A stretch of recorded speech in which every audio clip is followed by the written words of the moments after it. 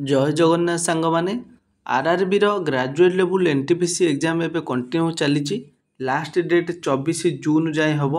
तो जो मैंने एजाए एग्जाम देना बा निजर एग्जाम सीटी चेकआउट करना केबे आपनकर एग्जाम होउची केउ शिफ्ट एग्जाम होउची ए वीडियो रे आपण मानकु जणैबी जे आपण मानकर एडमिट कार्ड किपरि चेकआउट करिवे बा डाउनलोड करिवे ता सहित डॉक्यूमेंट निज साथी रे कोन सब नेकी एग्जाम हॉल को जिवे सबकि आम डिटेल्स जाना भिडियो को समस्ते शेष जाए देखूँ। लाइक करनथिले लाइक करिक निज सांग मानकु थरे लेखा शेयर कर दियंतु। चैनल जदि नुआ करी विजिट करछंती सब्सक्राइब करिक रखंतु। आपण माने प्रथम आरआरबी ऑफिशियल वेबसाइट को आसीजिबे। आसीबा परे आपण मानकु गोटे नोटिफिकेशन शो करेबो जोटा कि आपनकर 26 मे रे आसीथिला। तो डायरेक्ट लिंक मध्य मु डिस्क्रिप्शन ले दे देइछि। से डिस्क्रिप्शन लिंक रे आपण माने क्लिक करिक एई पेज को आसीजिबे। एई पेज रे आपण मानकु रेजिस्ट्रेशन नंबर जोटा कि दबाई पड़ो। फॉर्म आवेदन कला बेले आपण मानकु रेजिस्ट्रेशन नंबर मिलिथिबो जोटा कि आरआरबी एनटीपीसी रो ग्रेजुएट लेवल ए जगह से रेजिस्ट्रेशन नंबर पुट करिवे।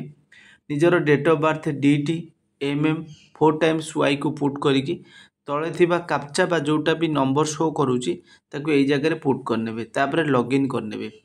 जेतेबेले आपण माने रेजिस्ट्रेशन नंबर पकेइबे सेतेबेले ध्यानर सह देखिबे सेटा एनटीपीसी रो ग्रेजुएट लेवल ना आपणकर नॉन ग्रेजुएट लेवल सेटा को चेकआउट करके ठीक से पकेबे। जदि आपण माने non graduation level registration number पकाउछंती ताहले आपण मानकु सेतेबेले क्रेडेंशियल्स इनकरेक्ट बा इनवैलिड मध्य देखैबो। सेतिबा ग्रेजुएट लेवल जदि फॉर्म पकेइछंती ताहले आपण मानकर ग्रेजुएट लेवल ही एग्जाम एबे चलीछि तार रेजिस्ट्रेशन नंबर पकेइकी आगो को नेबे। लॉगिन करिया परे आपण मानकु डायरेक्ट एडमिट कार्ड शो करेबो। तो जो दिन भी आपण मानकर एग्जाम थिबो तार ठीक 10 दिन पूर्व आपण मानकर एडमिट कार्ड आसी जाइछि। तो जो मानकर एग्जाम एबे जाए माने आज होची आपण मानकर 11 तारिख 21 तारिख पर्यंत जो मानकर एग्जाम अछि तो से मानकर एडमिट कार्ड आसी जाइबो। जो मानकर 22 23 24 रहउची से मानकर एडमिट कार्ड 12 13 14 आड़ को शो करिवो। ता सहित आपण मानकर एग्जाम रो ठीक 4 दिन पूर्व एडमिट कार्ड डाउनलोड करिया पे ऑप्शन आसी जिवो। एग्जाम हॉल जोटा कि आसीजिवो आपनकर ताको डाउनलोड करि परिबे। एबे आमे जानिबा जे आपण मानकर जो डॉक्यूमेंट कोन सब नेकी एग्जाम सेंटर को जिबे। प्रथमत आपण मानकर एडमिट कार्ड ताको ब्लैक एंड व्हाइट हो किंबा आपण मानकर कलर जे प्रिंट हो ताको बाहर करके नेकी जिबे। सेटा होची मोस्ट इंपोर्टेंट एडमिट कार्ड टा। 2 नंबर रहउची आधार कार्ड जोटा कि आपण मानकर आधार कार्ड जोटा आपण माने मोस्ट इंपोर्टेंट रहिबो। आधार ऑथेंटिकेशन बा वेरिफिकेशन परे आपण माने एग्जाम हॉल ले जाई कि बसी की परीक्षा देई परिबे। आधार कार्ड समस्त नेई कि जिबे। जदि भी न नेई चंती आधार कार्ड नंबर आपण मानकर मने रहितबा दरकार। 3 नंबर जे कोनोसी क्वालिफिकेशन लो सर्टिफिकेट नेई कि जाइथिबे। जदि आधार कार्ड न नेई कि जाउचंती सब किछ ओरिजिनल नेई कि जिबे।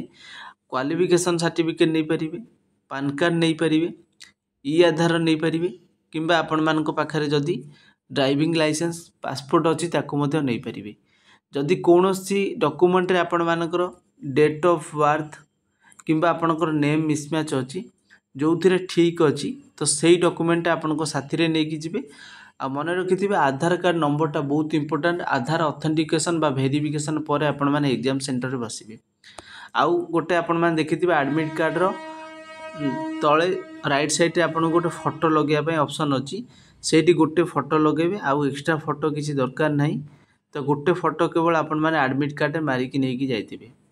एतिकी रहिला किछि इंपोर्टेंट। ता सहित पेन पेपर घंटा बेल्ट ए सब किछि अलाउ करा जिवो नाही।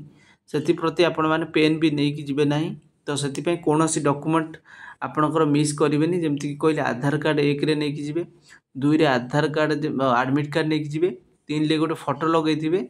आ जदि अन्य का किछि डॉक्यूमेंट आपणक पाखरे अछि पैन कार्ड ई आधार किंबा पासपोर्ट ए सब मध्ये आपण मानकर डॉक्यूमेंट हिसाब रे नेकी जाई परिबे। सब किछि ओरिजिनल नेकी जिबे एटा मन रखिथिबे।